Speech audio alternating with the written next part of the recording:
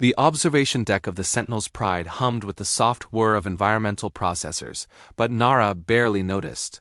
Her attention was fixed on the viewport, where the planet designated as HR-447 rotated slowly beneath them, a world of amber forests and violet skies, beautiful and utterly lifeless. "Third one this cycle," she muttered, making notes on her datapad. Another dead end. Jex looked up from his station, his secondary arms gesturing in what their people called the shrug of inevitability. The Vorath were a pragmatic species, evolved from pack hunters on a world where sentimentality meant starvation. "We knew the odds, Nara. Viable worlds are rare. Worlds with compatible biochemistry are rarer still.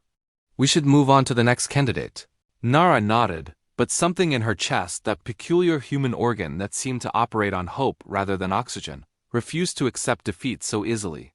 The Vorath Expeditionary Fleet had been searching for 5 standard years now, ever since the Cascade had rendered their home system uninhabitable. 5 years of dwindling supplies, failing systems, and the slow erosion of hope. The humans had arrived 3 months ago. It had been an accident, really? The Terran survey ship Magellan had detected their distress beacon while charting the sector. Captain Chan had listened to their situation with those strange, expressive features that humans possessed, features that could telegraph emotion in ways the Vorath found both fascinating and uncomfortable. "We'll help," Chan had said simply, as if the decision required no debate. That was the first time Nara had encountered the human tendency toward what Jex called irrational compassion. It wouldn't be the last. The human contingent aboard the Sentinel's Pride numbered only 12, but they had transformed the ship's atmosphere in ways that had nothing to do with environmental controls. They sang while they worked. They told jokes during crisis meetings. They had even tried to teach the Vorath cubs, the younglings aboard the fleet, something called hopscotch. The cubs had been fascinated by the humans' strange rituals and stranger accessories, particularly the scarves. Nara smiled at the memory. The humans wore these fabric strips around their necks, apparently for warmth, though the ship's temperature was perfectly regulated. When the cubs had asked about them, a young human engineer named Maria had removed her own bright red scarf and wrapped it around the smallest cub's neck.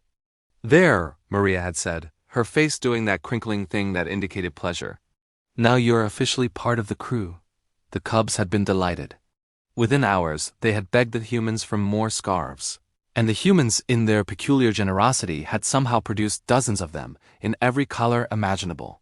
But the cubs, unfamiliar with the concept, hadn't quite grasped how to wear them. Instead, they had tied small loops everywhere. Loops around their arms, their legs, their tails. Loops connecting cups to each other, cups to furniture, cups to bewildered adult Vorath. The observation deck had become a maze of colorful fabric, and the cubs had been so proud of their proper human attire that no one had the heart to correct them. It had taken Maria nearly an hour to gently explain and demonstrate the actual purpose of scarves, all while laughing so hard she had to wipe moisture from her eyes, another strange human response to emotion. "Nara," Jex's voice pulled her from the memory. "We're receiving a transmission from the Magellan. Captain Chan wants to speak with you." Nara straightened, her crest rising in attention. Chan's face appeared on the view screen, and even across the void of space, Nara could see the excitement in those mobile features. "Commander Nara," Chan said, "we've found something. HR to 448 4th planet. We need you to see this." The coordinates came through, and Jex plotted the jump immediately. The Sentinel's Pride shuddered as its aging drive engaged, and Nara felt her stomach perform that unpleasant flip that never quite became familiar. They emerged 3 million kilometers from a world that made Nara's breath catch. Blue. It was blue. "Water," Jex whispered, his voice carrying an emotion Nara had rarely heard from him. "Liquid water." "Nara, the atmospheric readings are compatible," Chan's voice finished. "Oxygen-nitrogen mix, similar to both our worlds. Temperature range suitable for both species. We're detecting vegetation, weather patterns, tectonic activity.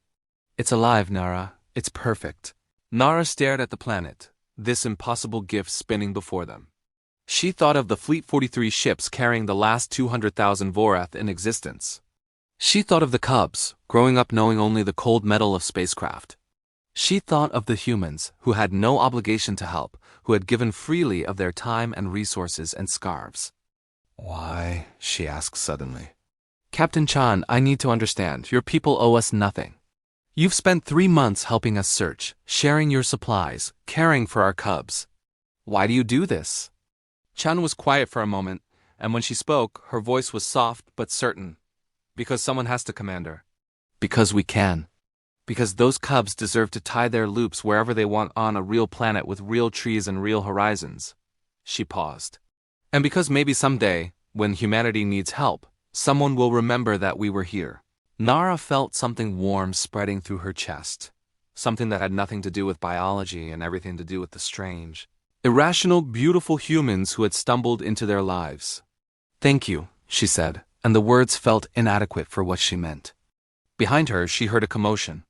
The cubs had arrived, drawn by the excitement. Their scarves now properly worn but still sporting a few decorative loops here and there, a compromise between human instruction and Vorath creativity. The smallest one pressed against the viewport, her large eyes reflecting the blue world below. Is that home? She asked. Nara looked at Jex, then at Chan's smiling face on the view screen, then at the planet that would give her people a future. Yes, she said. That's home. And somewhere in the back of her mind she made a note.